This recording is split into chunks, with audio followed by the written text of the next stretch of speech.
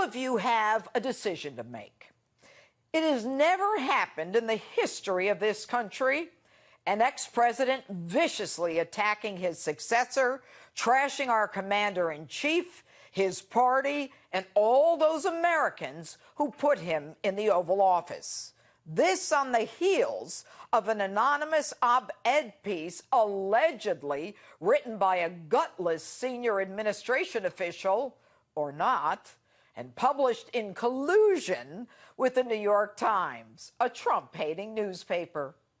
There is so much hatred and resentment over the success of this president that they simply cannot handle it. I've got news for you. It's not going to stop. The haters aren't going anywhere. But if you're a patriot and you like the course America is on, just ignore them, get behind this president, and vote. Yesterday, with a full-throttle, savage attack on the president, Barack's message, obstruct and resist. He pontificates about the reality of racial discrimination, slavery, and the, quote, darker aspects of America's story, accusing President Trump as follows. He's just capitalizing on resentments that politicians have been fanning for years. A fear and anger that's rooted in our past. Are you kidding? If anyone has stoked racial hatred and divisiveness, it's you and your self-proclaimed wingman, Attorney General Eric Holder, running off to Ferguson, attacking all law enforcement whenever there's a death, even before there's any investigation.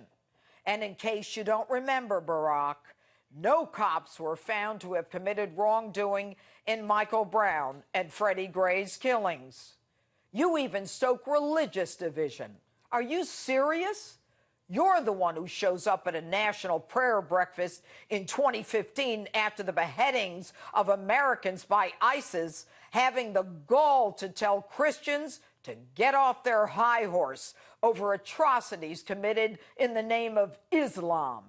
In fact, aren't you the same guy who in 2008 and 2015 criticized Christians and working-class voters in old industrial towns decimated by job losses, saying, we Christians cling to guns and religion? You call Republicans elitist? You're the elitist looking down on hardworking Americans. And then you say... But over the past few decades, the politics of division and resentment and paranoia has unfortunately found a home in the Republican Party.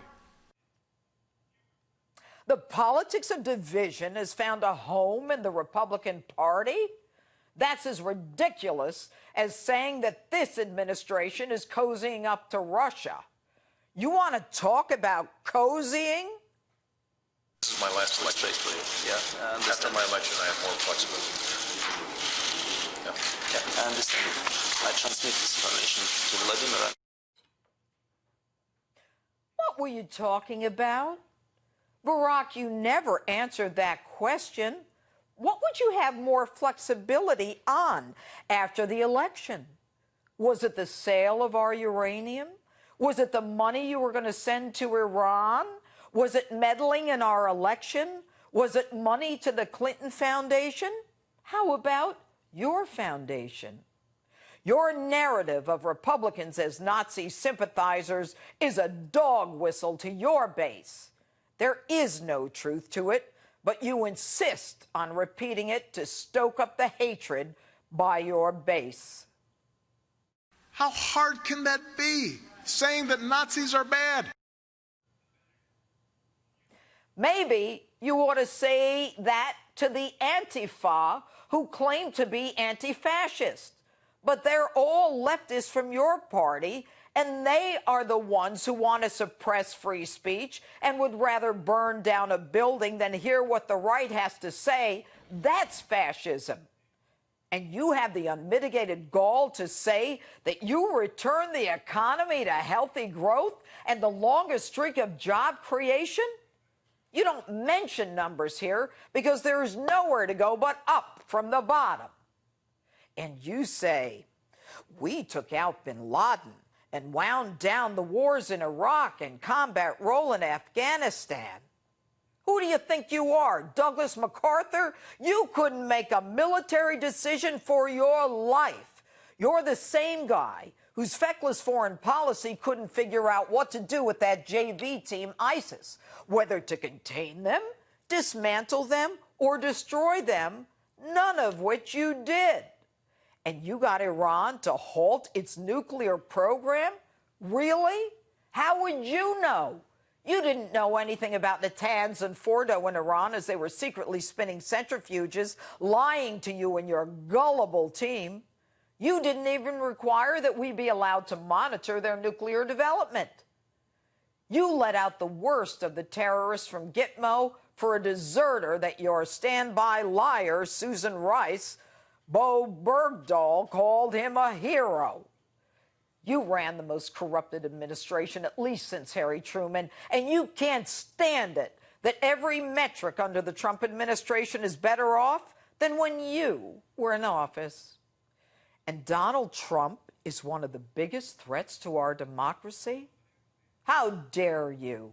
This man is the President of the United States, someone that we put in office, and he is to be respected. Your attack on him as a racist and a fascist is not about making things better for us. It's about you, your ego, and your corrupt deep state power structure. You desperately tried to defeat Trump, and it didn't work. And you remain in Washington to support the resistance and obstruction of a sitting American president while you stoke your racial cop-hating narrative. Your version of America is not the America we want. To us, social justice is about justice for American citizens and not illegal criminals. To us, social justice is about taking care of veterans who come back to our shores with fewer limbs than when they left.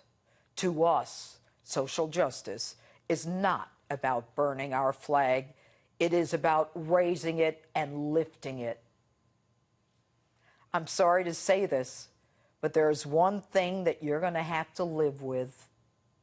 The only reason that we have an outsider businessman president is because of you, your lies, your policies, and your divisiveness. You, Barack, you elected Donald Trump, and there's nothing you can do about the fact that he's sitting in the Oval Office now. So I guess I should say, thank you, Barack. And that's my open.